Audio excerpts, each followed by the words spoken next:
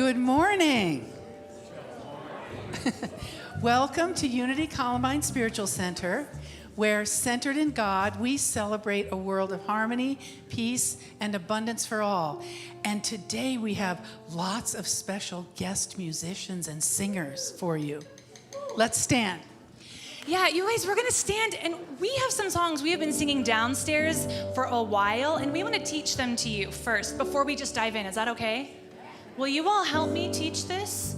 And Jeannie, you might want to come stand up on the platform, and maybe Lisa too, because we have some hand motions.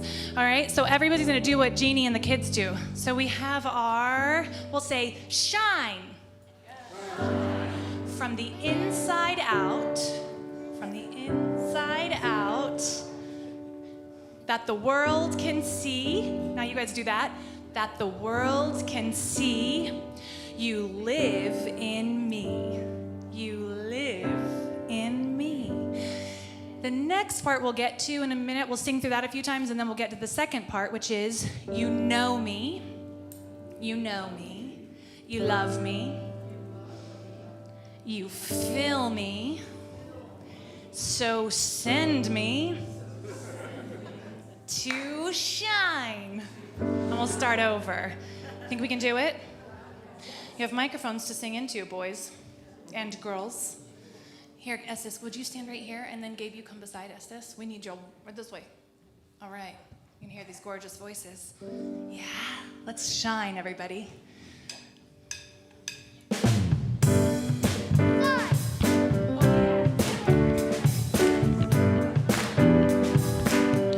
Go shine, shine from the inside out, that the world can see you live in me. Do that again.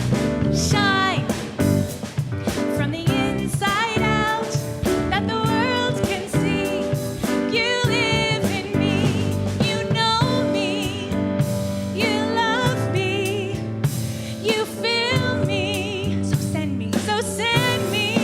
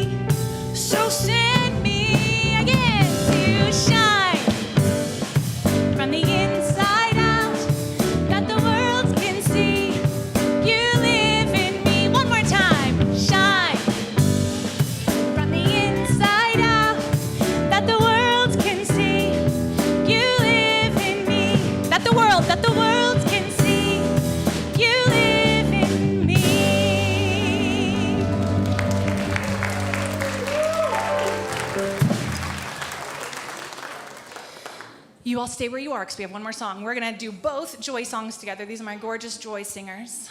Our gorgeous joy singers. We're going to do an announcement first, though. We're changing things up. So we're going to do our Belonging Project announcement because I am your director of belonging here at Columbine. Did you all know that?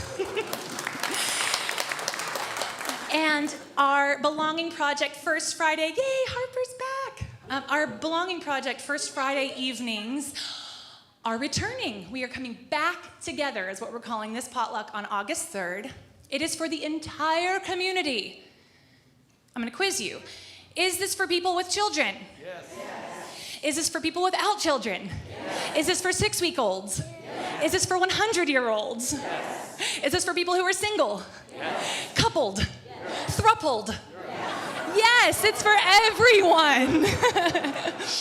Okay, so come, bring a dish. Please sign up so I know how many tables to have set up for said dishes. And we'll eat and be merry. And I have some fun little things to get us connecting across generations. So we will be doing that on August 3rd.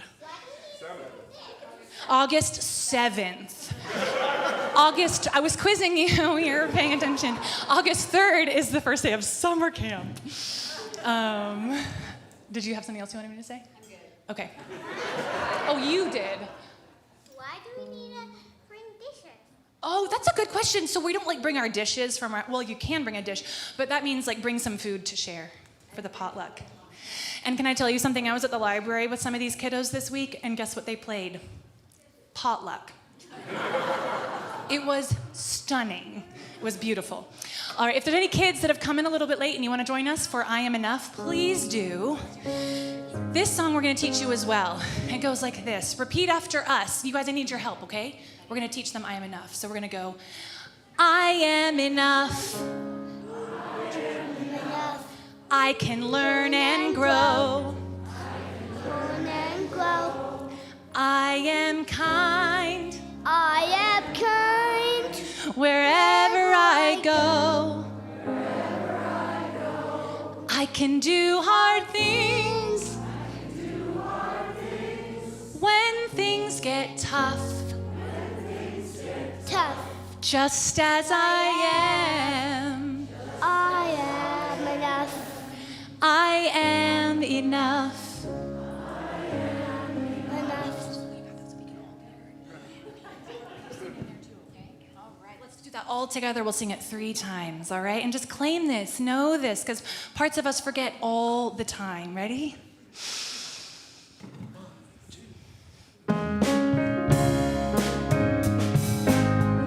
Here we go. I am enough. I can learn and grow. I'm kind. I am kind. Wherever I go, I can do hard things when things get tough. Just as I am enough. Now look at each other. You are enough. You can learn and grow. You are kind wherever you go. You can do hard things when things get tough. Just as you are enough. Now we are enough.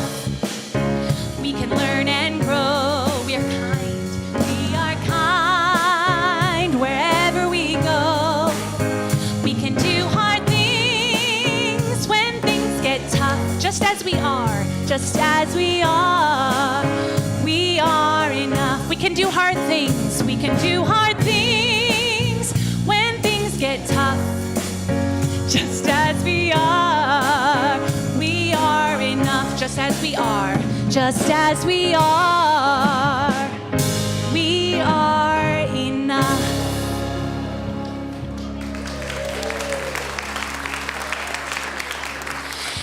And now if you'll bless the children with us, and they're going to go downstairs.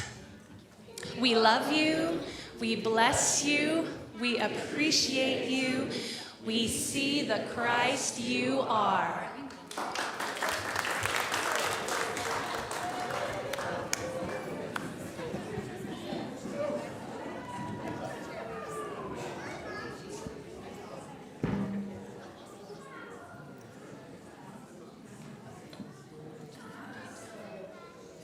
So we can do hard things, and right now you're going to shift your energy for meditation out of that beautiful energy, the liveliness of the children here. It's just such a marvelous thing. So now's the time when we shift our energy for prayer and meditation, and we begin with music and then a prayer led by Rev Sue.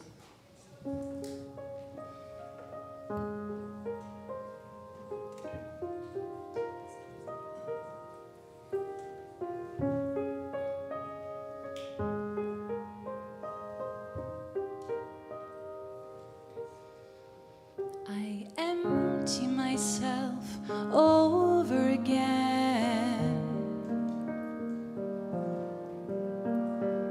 Nothing to be or to achieve. Simple, beautiful clarity. I lay down my sword at my feet. Spirit, move me. Where would you have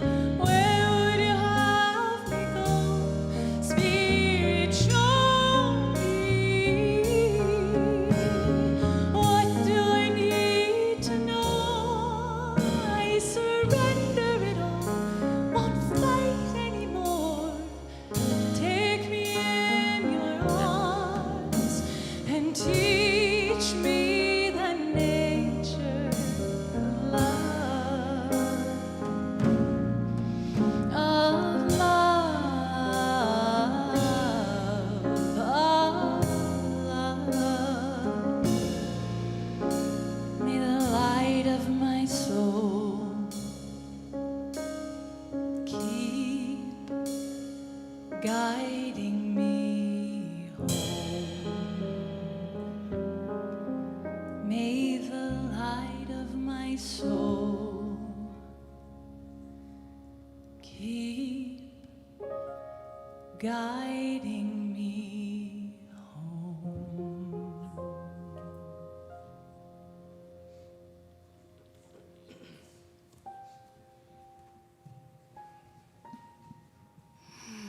So I invite you into a time of prayer with me. Take a deep couple cleansing breaths. Allow yourself to be fully present, but in your heart, knowing, remembering who you are as a divine human being. Gently close your eyes or soften your gaze and allow yourself to be turned within to that space, to that essence, to that part of ourselves that knows this already. I know this, that my true nature is love, that my true nature is whole, that my true nature is not only human but also divine.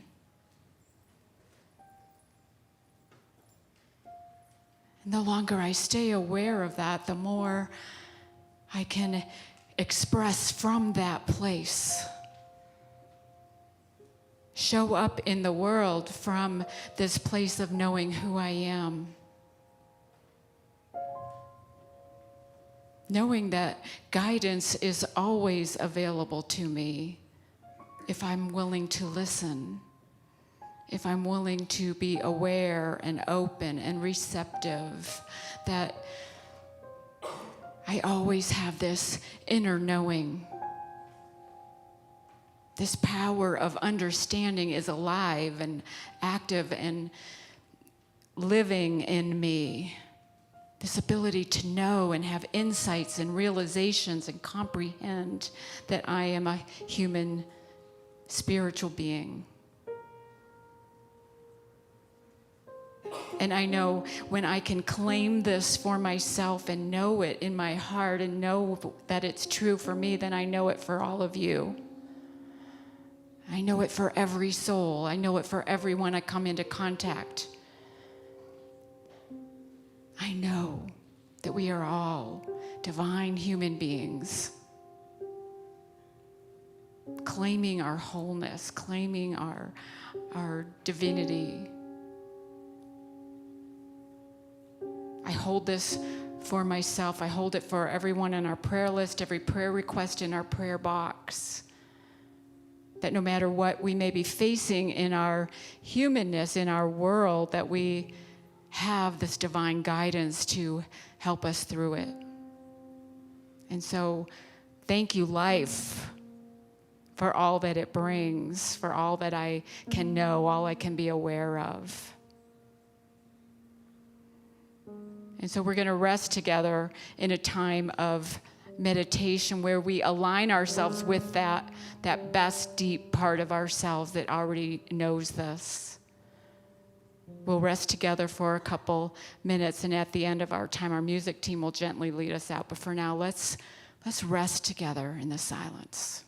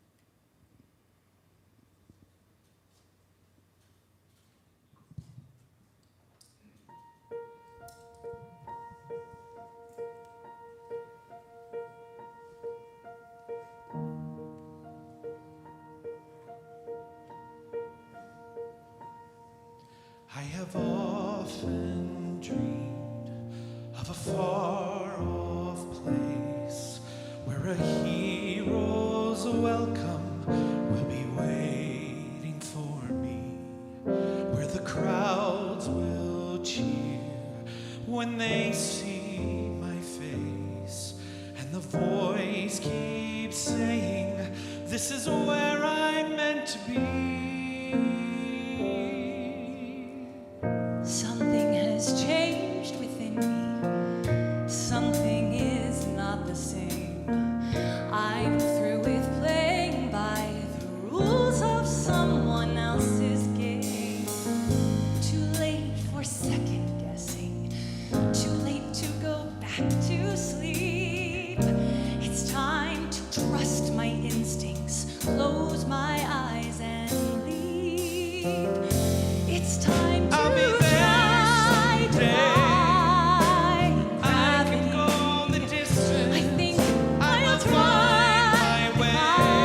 defying If I gravity, can be and nothing strong, will pull me I know down. every mile will be worth my while.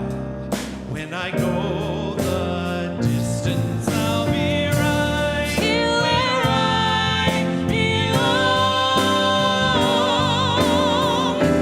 So if you care to find me, look to the western sky. As someone told me lately, everyone deserves the chance to fly. And if I'm flying solo, at least I'm flying free. To those who ground me, take a message back from me. Tell them I'll be there I'm someday. I can go the distance. I will find my way. If I can be strong, I know every mile will be worth my while. So if you care to find me, look to the western sky. As someone told me lately, everyone deserves a chance to fly.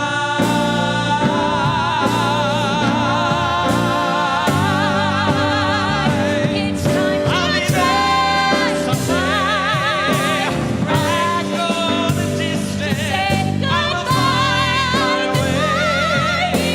If I can be strong, if it's worth my while, I can go the distance till I find my heroes welcome right where I belong. Where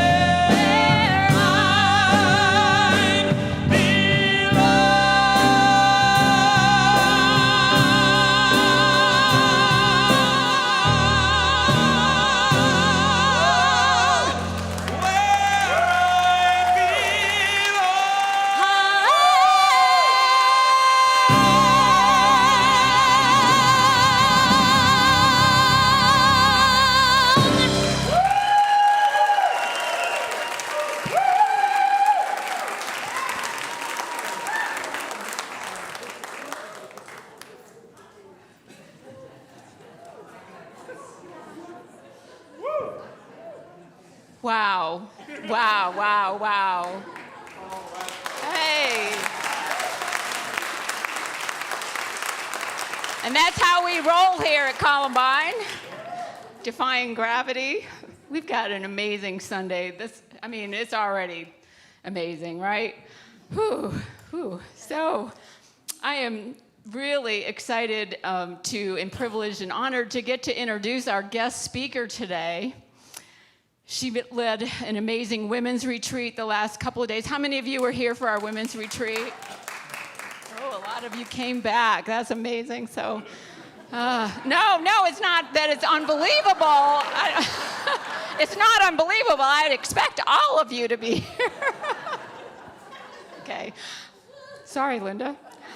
Anyway, our guest speaker is an award-winning New Thought author and Unity minister, Reverend Linda Martella-Whitsett. We decided that she was here about 10 years ago in 2016, so we're so glad to have her back.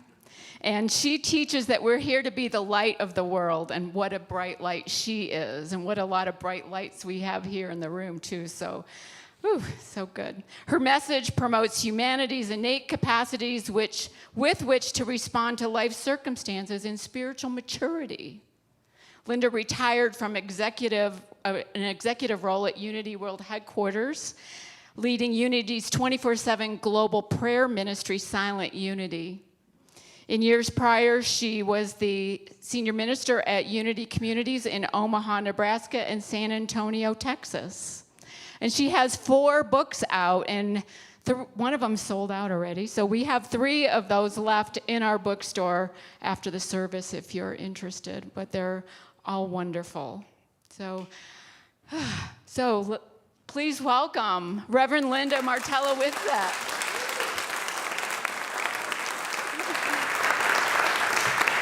Good morning, friends. Good morning. I'm going to say I'm vibrating. I am absolutely dazzled by you and your community.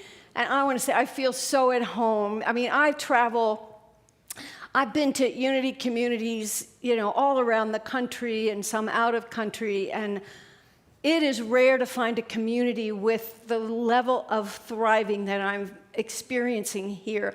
You have children. I'm so happy. And they have a message. They have a message. I mean, this when I was looking for my first church, that was one of my visions. I was sharing that with the women in the retreat. It was one of my visions. I wanted a community where children are seen and heard and bring their own message, not that they just get up there and act, right, and play act once in a while. I love you and your community. I'm so very grateful to have been invited to share a message this morning with you. So I'll get to it because I could just stand here and gush. Oh my. This takes me back to my very first Sunday in a Unity community where I walked into Unity of Omaha. Back in, it was in the 80s, the mid 80s. I remember the message, there's only one presence and one power, and that power is within you. Maybe you did this too, but I wept. I sat and cried. I had just been married just a handful of years before then to my husband after leaving Kripalu Ashram, where I had been residing for 3 years. And the predominant message there that I got was the Guru is within. So here I am hearing that message again. I'm like, that's truth. That's truth. It blew me away because I knew when I was looking for spiritual community, I couldn't go back to the Catholicism of my childhood because I had graduated from that way of thinking, And so to experience a community that was a bridge for me from east to west so my children could be raised in a consciousness that Unity presents was so important to me. And I want you to tune into when you first started to get that message and internalize the message. There's only one power, and it is within me. Do you remember it? Do you remember it? Was it different from the message that you were brought up on? It was radically different for most of us, right? And so here's where I find myself when I think the subject is healing today. We're getting there. The subject is healing. And the awareness that I have is that we humans have some real challenges with healing. And when we get a spiritual message like Unity, it makes a difference. It makes it easier for us to navigate the challenging times in life, right? That's really important. And so Unity has been, foundational and I think instructive for me to be able to hold myself more gently during times when I'm going through human conditions. How about you? But here's what I also find is that the conditioning from childhood still is in there. Do you hear it once in a while? And when does it come up? during times of strain. It comes up during times when we're going through stuff, right? I had a beloved member of my community in San Antonio. She'd been in that community for like 30 years. And when she got ill and was given a terminal diagnosis, she went back to a priest because she was afraid that the messaging that she had was real, and that if she didn't, that she might not go to heaven, right? Think about that. Yeah. It reminds me that, I've been in unity long enough now to remember the messaging that came along. I was concerned in the early years because unity wasn't talking about the physicality of us all that much back then. The messaging sort of was, the body's lesser than, You hear the message, I'm a spiritual being having a human experience. To me, where's the body? Where's the human in that? It's kind of, I'm a spiritual being. Let's not worry about the human so much, right? That was what I take from it. And that was actually what I lived in the message, and it was discordant for me, coming from a yoga experience where an embodied living was important, right?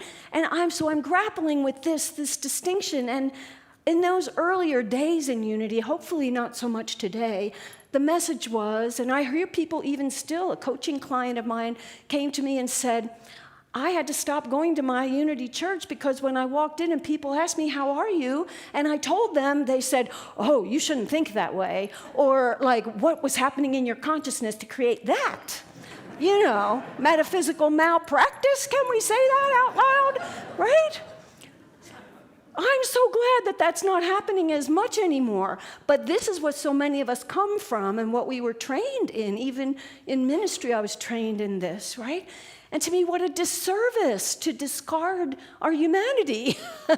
Because like it or not, we're human.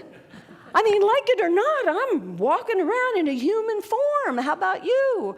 And I need that humanity. It's important. When I'm talking about slaying the ego, no, don't you dare slay your ego. Your ego's here in service to all that you are, isn't it? Don't discard. I need an ego to stand right here and do what I'm doing, right? Oh, I'm on my soapbox. I can feel it. Yeah. This is so important to me, friends, because I have grappled with this in the discipline of unity, and I've grappled with it in my own life. And as I'm experiencing some of the effects of the aging process and experiencing like new things happening in my physical body that weren't there before, and, having to deal with conditions, human conditions. I'm like you, like everybody else. There's something up for healing.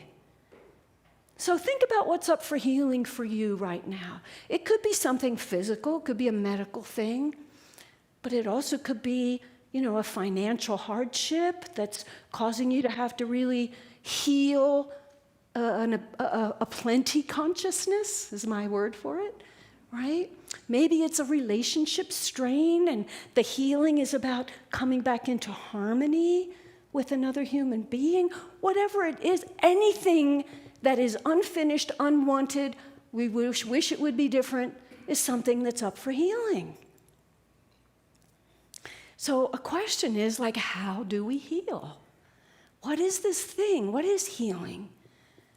And I tell you, so much healing is talked about in terms of magical thinking. Magical thinking, if I pray hard enough, God will just take care of it, right? Those thoughts. How does that square with there's only one power, and I can't be outside of that power, and so where's the power to act? Oh, where I am. Oh, that's me humanly showing up. It's me humanly doing something with that power. You see? Embodying my divine identity, not just speaking about it. It's not happening out here. And I know it sounds blasphemous to ears outside of this community, and maybe to some of you. I'm just gonna say it. God does not heal. Oh, that's radical. I heal. I heal when I take hold of the principle of wholeness. I heal when I claim the principle of abundance. I heal when, you hear me? I heal when I take hold of any one of my spiritual capacities, which is the divinity that I am. It's not coming to me. It's not happening through me. I'm not a hollow flute. I'm an embodied human with a capacity that goes hand in hand with my humanity. Are you with me? And so what it means for me is this. I'm going to draw you the image of it because it's my reminder. See the infinity symbol here that I'm drawing? The figure 8. This is my reminder. I am 100% human. I'm 100% human. And boy, I better be humanly focused at times in my life, right? I remember being behind the wheel of a car after a yoga class where I was going home from the class chanting Hare Krishna the whole way. I was so high I ran right into a telephone pole. I mean, because I wasn't there. My humanity wasn't doing the work. I was tripping out, right? I was meditating. Don't meditate behind the wheel of the car. Just don't. Holy cow. I learned. So being fully focused is important. I mean, I need my humanity in order to do things. How about you? It's important. And at the same time that I'm 100% human, I am 100% divine or spiritual. And it's an unbroken connection. Do you see that? There's no break. You're not pieces and parts. You're not Kentucky Fried Chicken. You're not. You're one wholeness. This is what it means to be whole, is I am all of that. I am human and divine all at once. And this is so important for healing because my humanity invites my divinity, my spiritual nature, to just lead the way. And nothing of that is happening out there. Myrtle Fillmore said, there's no out there to pray to. She's like, who are you praying to? She says, tell the truth to your body and to your body of affairs. Right? So right here, it's all happening here. And this is a problem for us humanly because we've been given a message that only God is divine.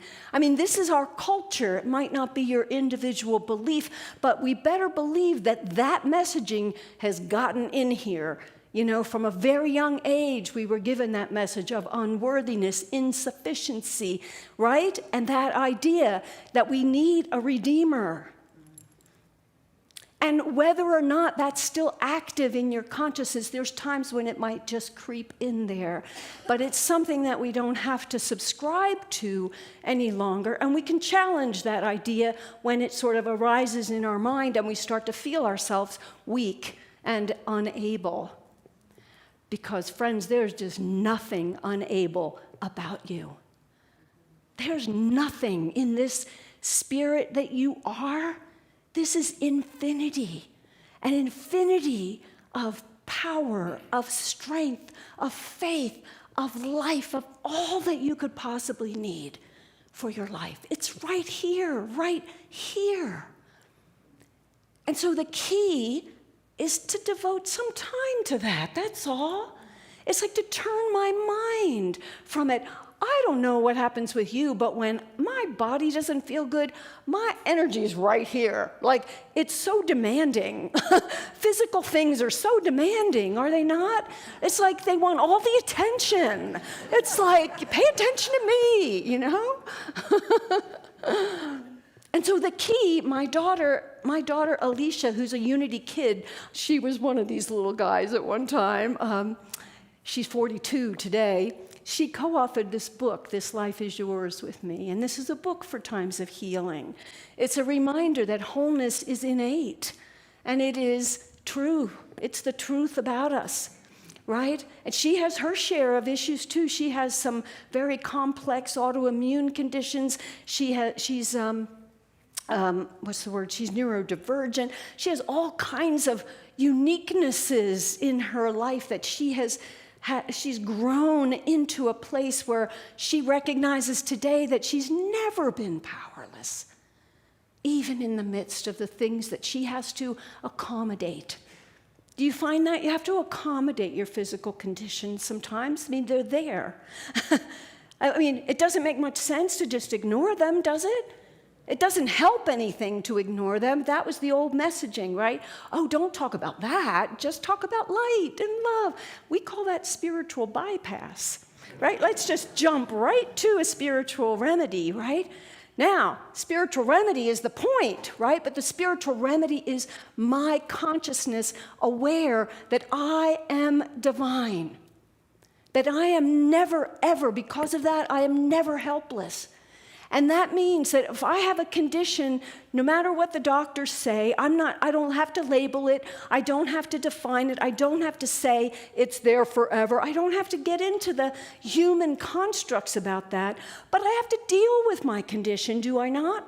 I mean, I've got to follow a medical protocol if that's important, or I've got to, change my habits a little bit to accommodate the shift in the way things are. That's all doable. But to know at the same time that I have this wealth of, this limitless well of power, that at any moment I can just tip my awareness to that aspect of being. Just follow the infinity sign over here, right? And this is why you come here, I bet. You come here to be fortified spiritually, so that you can attend to your humanity, right? We fortify ourselves with the knowledge of the power that's within us to be able to make the choices that we need for our human circumstances in a way that we don't separate ourselves out. We don't consider that something's wrong. The theme in our book is nothing could be missing, wrong, or broken about you. Nothing. It sure might feel like it humanly, but human feelings are valuable because they tell us what's important to us. Do you know? I mean, you don't feel something for nothing. If you don't care about it, you don't really have any feelings about it, right? What you care about, you feel. And so to honor your human feelings is so essential for healing. Because you can have your tantrum, right? You can have your tantrum. I love a good tantrum. I love a good snarky thought too. I love it. I do this, and I know it's a perfectly human thing to do, and I'm like, I'm standing in my humanity, darn it, like that. And it's what it is just the release of all that energy, right? That's what it is. Like the women yesterday at the closing circle, I couldn't control them at all. They went wild. We introduced yarn and beach balls, and they went wild. We had so much fun, right? But that, to be perfectly humanly expressing, is just a beautiful thing. It's a gift of your individuality. At the same time, you're leaning into and turning your mind to this wealth of capacity that's always been there, right? When we get to this thought that I can't do it, I don't have it. I remember Sunday mornings when I was doing church every single Sunday in San Antonio, and if I didn't sleep on Saturday night, and it's usually because that message was working on me in the middle of the night, darn it. But I would wake up thinking, how am I going to get through 2 services we had at that time too? How am I going to get through this day? And I'm like, let me remember. That's my humanity saying, worry. And all the while it's like, but wait, I don't have to rely on my own physical vitality. Here's the infinity of vitality. I just have to tap into that and bring that forward. And isn't it funny that the congregation would say, that was your best message ever? Because I was so willing to be bigger than this one human condition. So it's not like I deny the condition, because I'd say at the end of the service, you know what, nothing is going to be more wonderful than my Sunday afternoon nap. I can hardly wait to get home, right? So that too, we can be human. But to take care of my human spiritually. That's the point of spiritual practice, is it not? And so in our book, Alicia and I, we have a whole alphabet of spiritual practices that you can try, different things. 15 minutes a day, 5, 10, 15 minutes a day, faithfully, every day, taking the time to focus spiritually on well-being, on I am whole and well in some way, with some practice that interrupts the human experience just long enough to get that greater, more expansive message about what I am that fortifies me so that I can then take care of my human experience in a more healthy and whole way. Does this make sense to you? It's so simple that it sounds like, well, you guys, I know you know this, but this is to reinforce that idea. The spiritual practice is very valuable, and especially when we most need it. I can think of the times, maybe you can too, when spiritual practice was the lifeline for me for things that I couldn't control, right? Human conditions. When my son went to Iraq and I was terrified, just terrified, along with all the other moms and dads and people, right? And I look back on those days, I think that was the deepest spiritual practice I had in my life because I needed it to live. I needed it to stay on the side of hope, right? On the side of championing him and his life, right? So you know how important this practice is. So this is just maybe I like to think of Myrtle Fillmore. My image of Myrtle is kicking me in the butt. It's an awful image, I know, but because she was such a powerhouse, and Myrtle would say to people, you know this, go do it. That's what I'm seeing her like kicking me, like, go do it, right? Right, Myrtle. So, take it up. And this reminds me of the final thought, maybe the final thought. Jesus, think about Jesus standing in a moment of someone's need for healing. I mean, we know these stories, we don't know what's factual, what's not.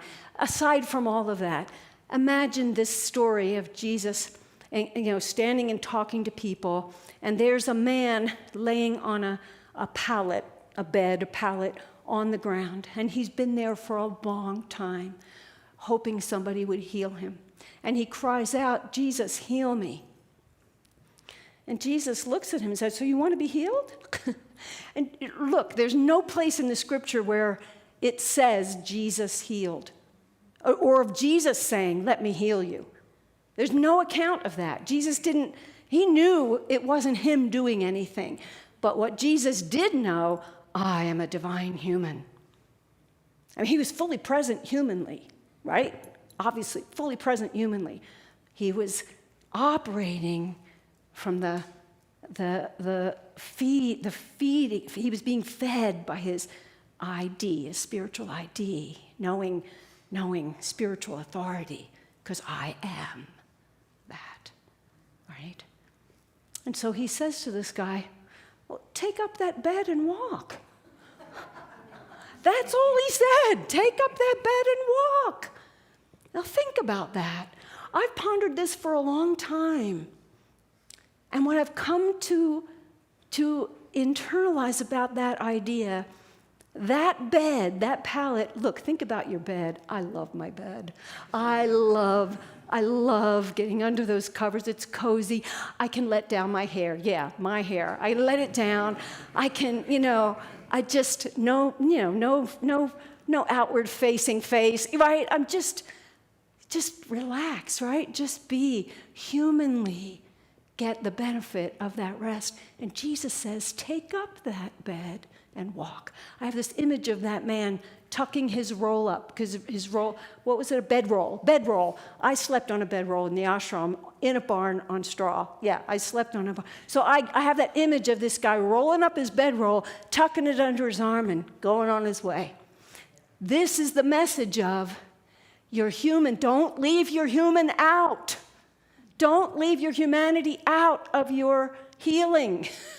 Don't ignore your humanity. Enfold it in spiritual understanding. and your spiritual power, and let the whole you walk through your human experience. Are you with me? And does this message maybe support you in some little way? You are divine human. Be all that you are, especially in times of healing. I'm so grateful for your attention and for this beautiful connection. Thank you. Thank you. Thank you.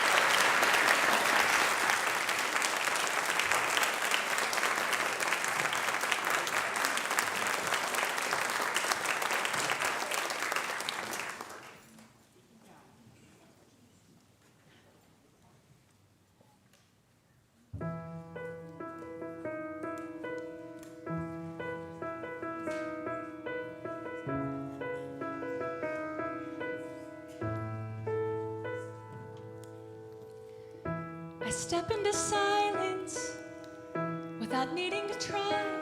I feel something settle deep inside. I loosen the grip of the past in my chest. I arrive in this moment and let it rest. I pause, I soften, I stay. Nothing in me needs to run away. Returning to wholeness is not becoming new. It's remembering gently what has always been true. I gather my pieces without blame or defense. I am not broken. I am coming back home to myself.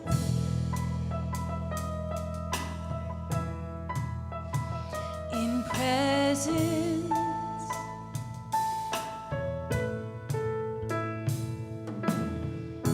I meet every shadow with the light in my hands, not to change it, but to understand what hurt was once trying to keep me alive. Every wound carries a reason to survive. I listen deeper, I let the body speak. There is wisdom resting in what feels weak. Returning to wholeness is learning to stay with the parts of me I once pushed away.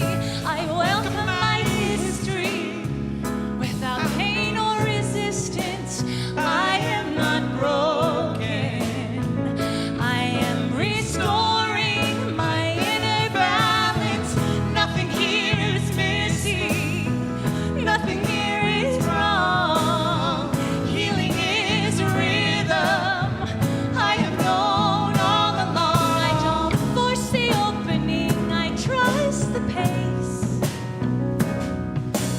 Love comes in when I give it space.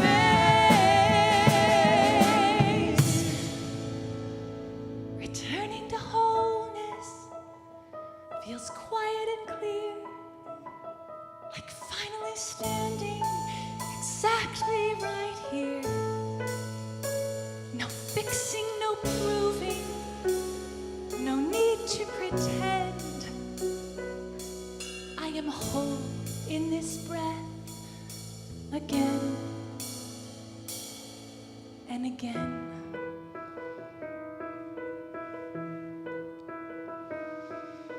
I breathe.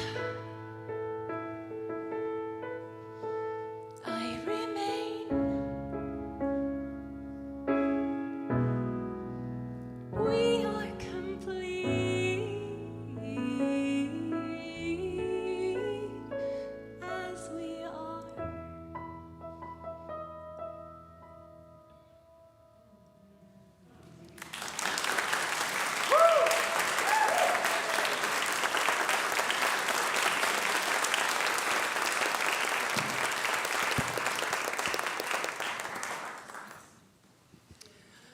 Okay, we have extra boxes of tissues around the room, so find one if you need it. Thank you, music team, wonderful.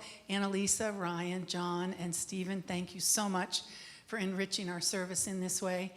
And let's just remind ourselves why we're here on a Sunday morning by saying our purpose statement together. We commit to increasing our spiritual awareness, diversifying our community, manifesting our highest potential, and positively impacting the world. And we're grateful for you being here and creating that impact.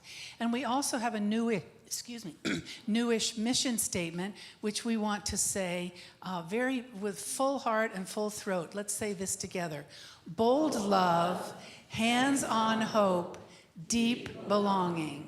And we invite you to carry this out into your everyday world with you. And then at this time in the service, we get a little bit more prosaic, and we have quite a few announcements to get through. So you all know I can talk fast, so you have to just listen fast. But at this point, we invite you to continue supporting Columbine financially.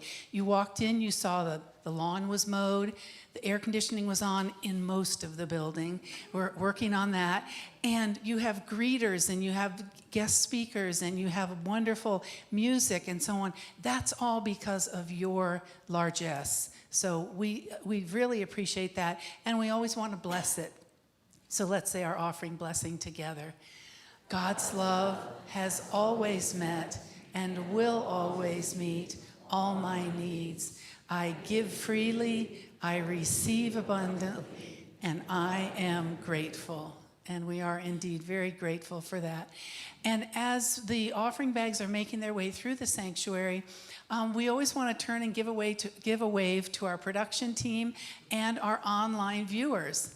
Thank you so much for making the online viewing possible, production team, and a special thank you to the greeters. We don't often say that, but the greeters are here every Sunday and just creating that welcome. And then if you're here for the first time or the first time in a long time, welcome. We're glad you're here. And please join us in Foss Hall after the service just to check in with people, meet someone, or catch up with someone. And now I want to blitz through some of these announcements. So we are very excited to announce the annual fundraiser/gala, Friday, October 23rd, Hollywood Enchanted Evening. So save the date, and performing will be Annalisa Lemming and Ryan Barnett and the band. And they're going to do music from, I think, the 30s and 40s on through. So you're going to be invited later to find something really interesting to dress as. But just bookmark this for now. And an important thing, too, is that we are now accepting items for the auction, the silent auction, and the buy it now. So get your thinking caps on for that, please. Thank you. And then not right after, at 12:30 today, Reverend Linda will be leading the affirmative prayer workshop. This is open to everyone. If you have not registered already, we got you covered. Carrie and I will have our laptops in Foss Hall, and we can help you get registered for that. And come and learn a little bit more about affirmative prayer and the power that lies within that. So you're invited to that today. I'm going to invite Earl Hauserman up to talk briefly about Colorado Feeding Kids and what we're doing with that, phase 1 in particular. Thank you. Thank you. Hello, Columbine. Good morning to you.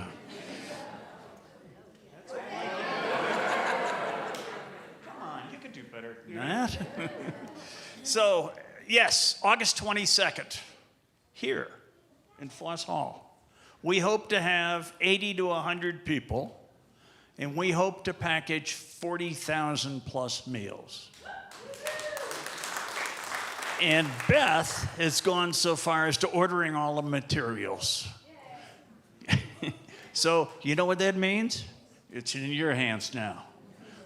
We need you to come up to her and donate big piles of money to pay for that food. Otherwise, I'm going to have a big bill. And we need you to sign up for this. We got to have everybody sign up so we know who's coming to party. And as we told you, we're going to work like heck for 2 hours. We're going to pack 40,000 meals. Then we're going to knock it off and have a potluck lunch if you want. If you don't, you just leave, we're easy. So thank you for your help, and we're looking forward to you. Bye-bye. Was that short enough? Thank you, Earl. And Earl and Beth are your people to ask questions of. And I do want to mention real quickly, this is a wonderful family event. And if you need to sit down, there's something for you to do. If you stand, whatever. So please think about joining us for that. And then on... Yes, that's what I just said. Earl and I get along. So David Alt will be our guest speaker on Sunday, August the 9th, and he also is going to bring a screening of a documentary that he led called Kaleidoscope Child. And David Alt was pulled into this idea because as he traveled around the world, he had big dreams about helping children and families, and he established schools in Cambodia and in India, educated thousands of children.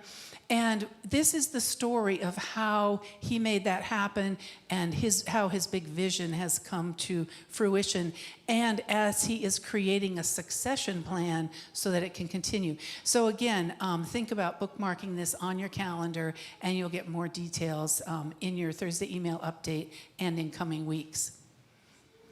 And we want to make you aware of a special event later in August, on Sunday, August the 23rd. We're inviting you to share your Columbine community. So I'm assuming you're in a seat here today because you feel blessed in some way by this community. So as you think about that, about the many ways that you feel blessed by Columbine, maybe think about a neighbor, coworker, friend, family member who might also be seeking some kind of blessing, same or different from what you were looking for. And we're inviting you to invite them to one of the Sunday services on the 23rd. And if you like ice cream, come to the second service or come back. We're going to have an ice cream social after the second service. So be thinking, the reason we're planting this seed now is so that you can think about who you'd like to invite and ask them early so that they can get it on their calendar. So thank you for that. And who is our ambassador for today? Johnny is our ambassador. So if you have questions, Johnny knows a lot. I was going to say all, but probably not all. He knows a lot about what goes on here. So hit him up with your questions, or of course, Carrie or I. And who are our prayer chaplains for today? Oh, Christy and Deb, thank you so much. They'll be available to you in the sanctuary for prayer. And again, a thank you for our music team, so grateful. And let's bring the children back up.